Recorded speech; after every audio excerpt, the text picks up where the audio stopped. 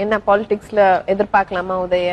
ஒரு அரசியல் குடும்பத்தை பிறந்தவங்க ஒரே காரணத்துக்காக நான் அரசியல் வரணும்னு அவசியமே கிடையாது. டெஃபினெட்லி. அதுக்காக நிறைய பேர் கட்சிக்காக உழைச்சாங்க, ஏகப்பட்ட பேர் இருக்காங்க. அவங்க தான் வரணும்.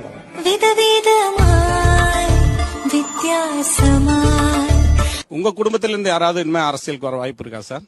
நிச்சயமாக என்னுடைய மகனாக இருந்தாலும் சரி, என்னுடைய மருமகனாக இருந்தாலும் சரி, அல்லது எங்கள் வீட்டில் இருக்கக்கூடிய யாராக இருந்தாலும் அரசியலுக்கு வருவதற்கான வாய்ப்புகள் இல்லை என்பதை நான் அழுத்த நிறுத்தமாக தெரிவித்துக் கொள்கிறேன்.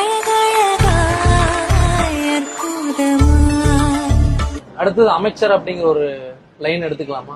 எனக்கு நான் ஏத்துக்க மாட்டேன். எனக்கு இன்னும் கொஞ்சம் இப்பதான் முதல் முறை சட்டமன்ற உறுப்பினர் ஆயிருக்கேன். அதனால எனக்கு வேணாம் தான் சொல்லுவேன். தலைவர் அந்த மாதிரி ஒன்னும் பையனுக்காக கொடுக்கணும் அப்படின்லாம் அந்த மாதிரி முடிவு எடுக்க மாட்டாங்க.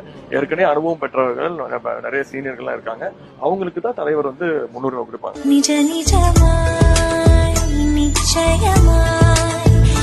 தொட்டு தொடரும்